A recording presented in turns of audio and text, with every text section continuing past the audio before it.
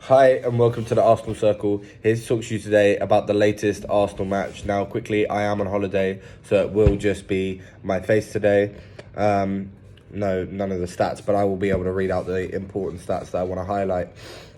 I'm going to start off by, it was a 1-1 game against Southampton away from home. Now, it's a bit embarrassing, isn't it? It's unfortunate, but it's also embarrassing. It's down to us. So let's start off with the lineup. I had no problem with it. It was fine. Ramsdale, White, the lineup we ran last time out in the Premier League. Tomiyasu starting again over Tierney. I don't know when Zinchenko is back, but I can't wait. We need him back now. So we started off with the normal lineup, and everything looked good for the first half. Now, let's talk about the first half, because we had most of the ball in the first half. We were the better team in the first half, and to be honest, Southampton couldn't get much of a look in the first half. I'm saying that in the first half a lot because it was in the first half we were all over them, and this is the problem we're having as Arsenal. Still, we have this problem with we score a goal, we don't get a second. We don't get a second until we don't get a second in the next 20 minutes. We never ever get a second right after the first. It just doesn't happen. And sometimes when you are able to get that second straight away, it makes the rest of the match a lot easier because the other team's demotivated, they don't want to do it, blah, blah, blah. Right, so now, here's the problem I have with the match, right?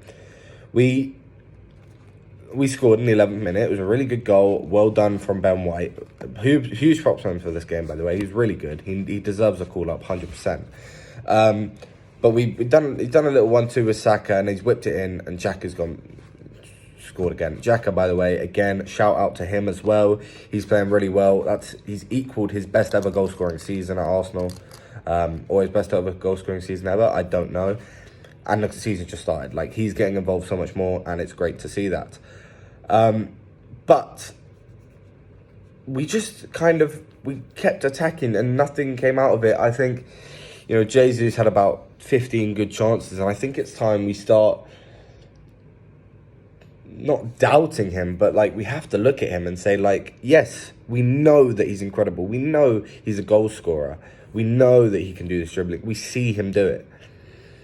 And I know it's unfair of us to say, it's unfair to say to him, or say about Jesus that he hasn't been good enough. But we signed him to score goals, and let's be real, he's not doing that. He has not done that in a while. And it's a problem, especially when he's had a lot of chances where he just should be scoring. But I'm not going to deny that he has been brilliant this season. Still a bargain, still a great signing. But, maybe give Nketiah a game. See what happens.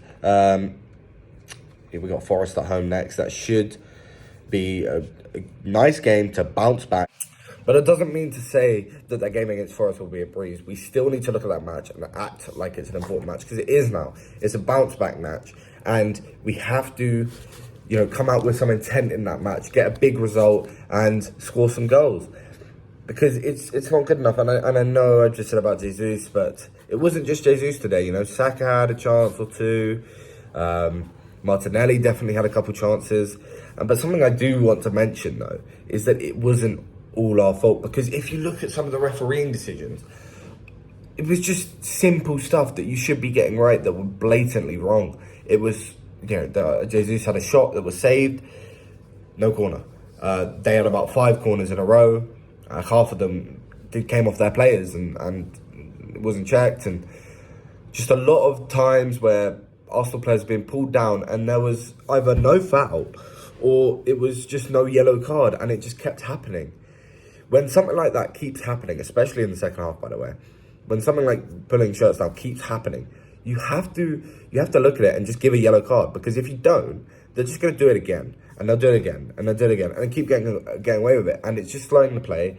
It's not going to let anything happen, and you can't win a match if you keep getting pulled down. You just can't.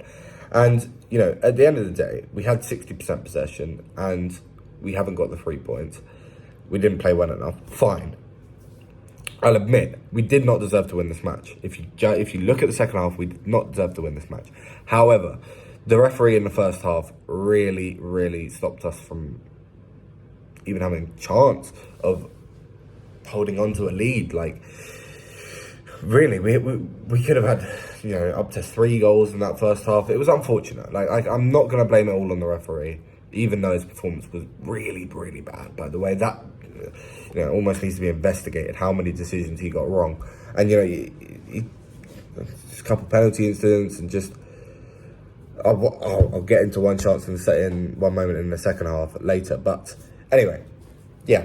So that's enough about the first half. First half, largely, it was pretty good, and I was happy with it. Second half, right, almost straight away, they score. Well, I say straight away, actually. It was 20 minutes in, not straight away at all. But, we're playing shit. They're on us. They get the goal. Fine. Fair enough. Right. This is where you want to see us bounce back, because just 5 minutes later, we bring on two players. We bring on Nketiah for Martinelli, and we bring on Tierney for Ben White. Some fresh legs at the back and some fresh legs going forward. Not changes, nothing. We just get a bit more possession, if anything.